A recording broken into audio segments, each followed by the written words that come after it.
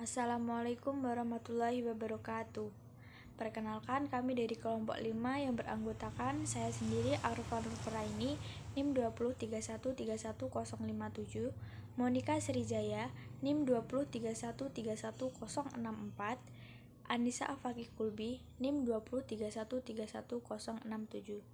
Pada kesempatan kali ini kami akan memaparkan hasil diskusi kami mengenai menyusun naskah cerita. Topik yang pertama yaitu perkembangan buku anak. Yang pertama, kecemasan, depresi, dan kesehatan mental atau anxiety, depression, and mental health. Kecemasan dan depresi dapat memiliki banyak bentuk dan memiliki banyak penyebab.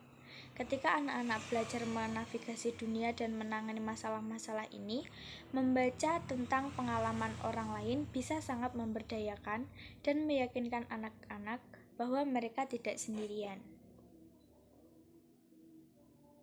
Selanjutnya, buku tentang perceraian atau Books about Divorce. Cerita dan buku informasi untuk membantu anak-anak memahami mengenai keadaan orang tua mereka yang sudah tidak bersama atau perceraian. Selanjutnya, kesadaran kesehatan mental untuk anak-anak.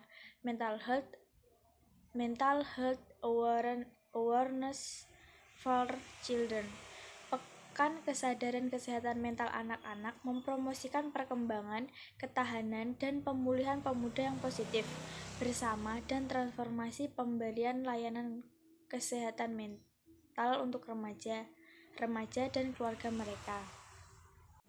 Jenis buku untuk anak usia dini. Yang pertama adalah buku cerita.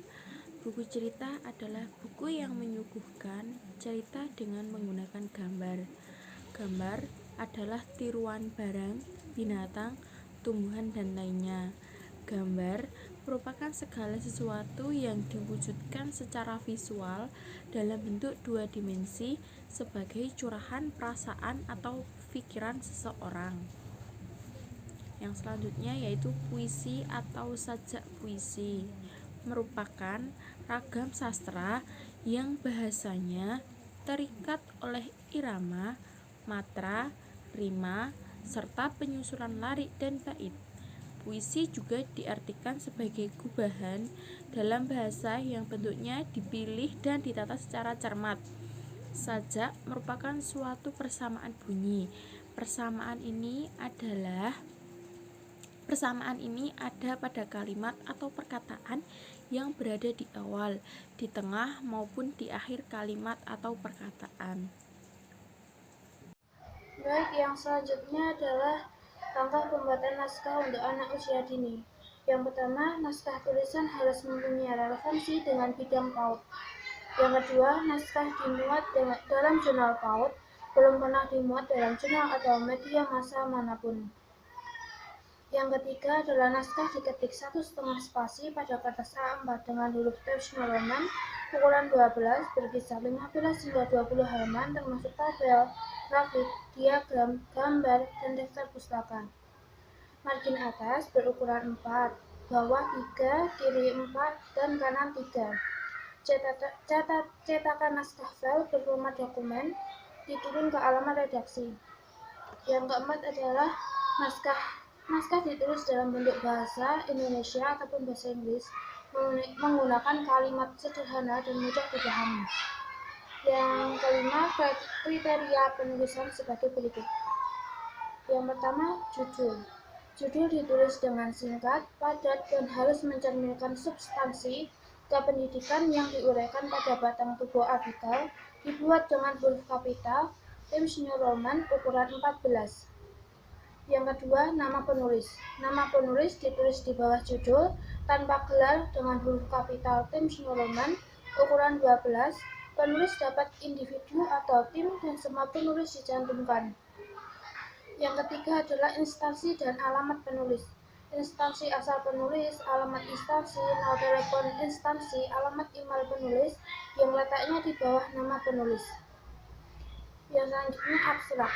Ditulis dalam bahasa Indonesia dan Inggris yang terdiri dari 100 sampai dengan 150 kata Times New Roman ukuran 10 spasi 1 dan ditulis dalam satu paragraf yang berisi tujuan, metode, dan hasil. Yang selanjutnya kata kunci. Kata kunci diisi cakupan permasalahan. Dapat terdiri atas beberapa buah kata atau istilah. Kata kunci ditulis di bawah abstrak dengan jarak 1 baris menggunakan bahasa Inggris. Times New Roman ukuran 10 spasi 1. Yang selanjutnya isi naskah. Yang pertama, pendahuluan. Pendahuluan harus mencerminkan wawasan penulis tentang permasalahan yang diteliti dan ditulis, sehingga secara implisit maupun eksplisit menyampaikan pemecahan masalah yang akan dilakukan atau diajukan oleh peneliti. Pendahuluan mencakup latar belakang kajian pustaka dengan subjudul hasil dan tujuan penelitian. Yang selanjutnya metode penelitian. Metode penelitian menjelaskan pelaksanaan penelitian dan diharapkan akan membuat pembaca mengevaluasi ketetapan metode, reliabilitas, dan validitas hasil penelitian, teknik pengumpulan data, dan teknik analisis data, serta memungkinkan peneliti lain mereplikasi penelitian. Yang ketiga adalah hasil dan pembahasan. Hasil penelitian diarahkan untuk menjawab tujuan penelitian. Pada bagian pembahasan, penulis menjelaskan hasil penelitian dengan memperhatikan interpretasi, generalisasi, dan kesimpulan. Yang keempat, simpulan. Kesimpulan difokuskan atau disesuaikan dengan tujuan penelitiannya. Secara implisit, kesimpulan disampaikan sesuai dengan rumusan tujuan penelitian. Saran yang disampaikan harus didasarkan atas analisis yang dibuat pada bagian pembahasan. Yang selanjutnya, sumber referensi menggunakan catatan tubuh. Terakhir, daftar pustaka. Semua referensi harus merupakan sumber yang relevan dan relevansi dengan sumber penelitian.